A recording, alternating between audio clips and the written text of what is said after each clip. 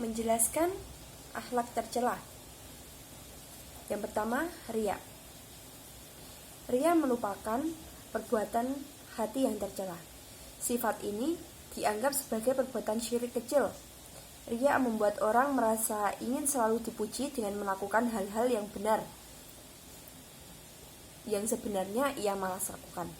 Contohnya perbuatan dari riya, yaitu menyedekahkan uang untuk keperluan masjid di hadapan orang banyak agar mendapat pujian, terus menggunakan pakaian yang sesuai dengan syariat Islam agar dinilai muslim yang baik.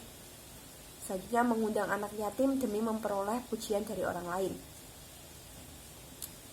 Akhlak tercela yang kedua yaitu aniaya. Menurut bahasa, kata aniaya sama dengan kata zalim, yaitu artinya sewenang-wenang dan tidak adil. Seorang yang beriman kepada Allah dan memegang teguh prinsip keadilan, kesamaan derajat, tidak akan berbuat aniaya.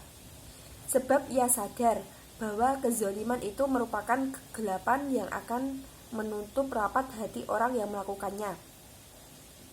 Sebagaimana diterangkan oleh Nabi Muhammad SAW di dalam hadis yang berbunyi, jauhilah dan takutlah kamu berbuat zalim, sebab sesungguhnya kezaliman itu merupakan kegelapan di hari kiamat.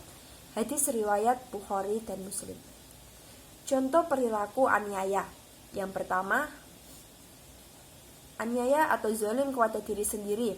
Misalnya, sering melakukan perbuatan dosa seperti berzina, meminum minuman keras, malas belajar, terus meninggalkan sholat, dan sebagainya. Yang kedua, aniaya zalim terhadap orang lain, misalnya merusak lingkungan, mengganggu ketenangan orang lain, terus mengambil harta secara batil atau dengan merampok, mencuri, dan menipu. Yang ketiga, aniaya atau zalim terhadap Allah Subhanahu wa taala. Sifatnya misalnya seperti memiliki sifat kufur, syirik, atau menyekutukan Allah, ingkar, dan sebagainya. Akhlak tercela yang ketiga yaitu diskriminasi.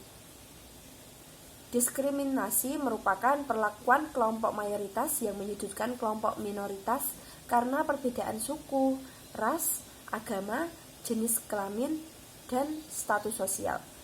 Contohnya perilaku diskriminasi, adanya hambatan karir atau pembatasan kesempatan kerja atau pendidikan pada golongan minoritas, baik resmi atau tidak resmi. Perbuatan dosa besar. Para ulama berbeda pendapat tentang jumlah dosa besar. Ada yang berpendapat 7, 70, dan 700. Ada pula mengatakan bahwa dosa besar adalah semua perbuatan yang dilarang dan dalam syariat semua para nabi dan rasul. Pendapat yang paling kuat tentang pengertian dosa besar adalah segala perbuatan yang pelakunya diancam dengan api neraka, laknat atau murka Allah di akhirat atau mendapatkan hukuman had di dunia. Sebagian ulama menambahkan perbuatan dan Nabi meniadakan iman dari pelakunya. Atau Nabi mengatakan bukan golongan kami, atau Nabi berlepas diri dari pelakunya. Nabi SAW bersabda, barang siapa menghuluskan pedang kepada kami, kaum muslim, maka dia bukan golongan kami. Hadis riwayat Bukhari dan Muslim.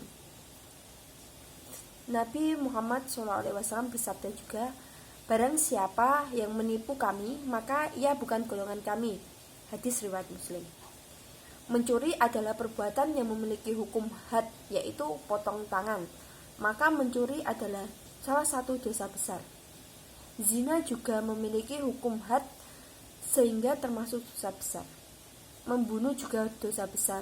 Namimah atau adu domba juga dosa besar, karena sabda Nabi Muhammad SAW yang berbunyi, orang yang melakukan namimah itu tidak akan masuk surga. Hadis riwayat Bukhari dan Muslim.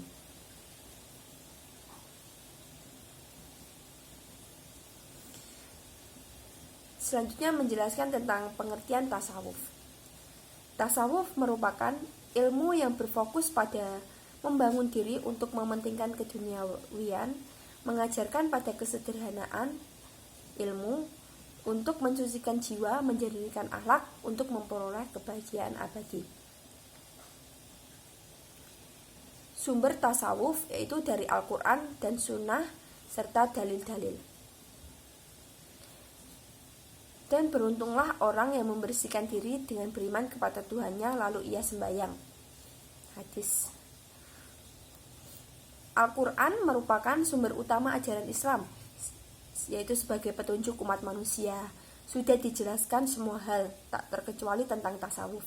Selain itu, untuk menjelaskan hal-hal yang masih umum di Al-Quran, As-Sunnah juga dijadikan sebagai sumber kedua tasawuf. Selanjutnya makomat. Menurut bahasa, makomat adalah tahapan, sedangkan menurut istilah adalah upaya sadar untuk mendekatkan diri kepada Allah SWT melalui tahapan-tahapan untuk mencapai ma'rifullah, di mana upaya tersebut telah menjadi sifat yang menetap pada diri seseorang. Al-ahwal menurut bahasa adalah keadaan, sedangkan menurut istilah yaitu keadaan jiwa dalam proses pendekatan diri kepada Allah SWT, di mana keadaan jiwa dan di mana keadaan tersebut masih tertatap belum menetap dalam jiwa. Kondisi ini menuntut tindakan untuk menyikapinya.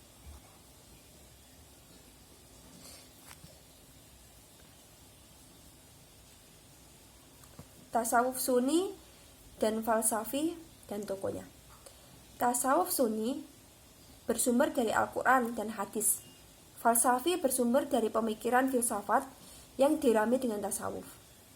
Pokok ajaran tasawuf Hasan al-Basri dianggap sebagai orang pertama yang merintis ilmu tasawuf dan mengajarkan di Masjid Basrah. Sebagai tokoh tasawuf, dia memiliki beberapa ajaran yang diberikan dan disebarluaskan kepada murid-murid. Berikut adalah ajaran-ajaran pokok dari Hasan al-Basri. Yang pertama ada sikap zuhud, kemudian rasa khauf atau rasa takut, kemudian raja atau berharap. Selanjutnya, pokok ajaran tasawuf Al-Ghazali.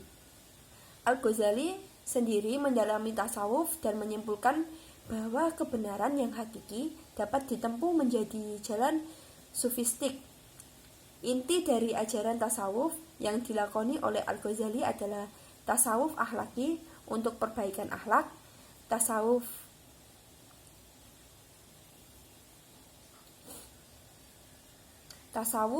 ajaran yang diberikan oleh Al-Ghazali, ajarannya diantaranya yang pertama jalan atau at-tariq, ma'rifat, tingkatan manusia, dan juga kebahagiaan.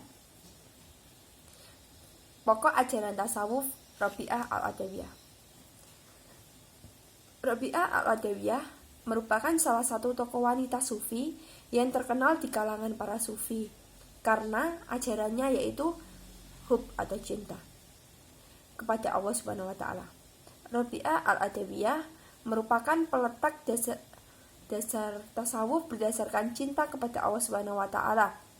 Sebelumnya Rabi'ah juga merintis aliran asketisme dalam Islam berdasarkan rasa takut dan pengharapan kepada Allah Subhanahu wa taala. Rabi'ah pula yang pertama-tama mengajukan pengertian rasa tulus, ikhlas, dan dengan cinta berdasarkan permintaan ganti dari Allah Subhanahu wa taala. Sikap dan pandangan Rabi'ah al-Adawiyah tentang cinta dipahami dari kata-kata baik secara langsung maupun yang disandarkan kepadanya.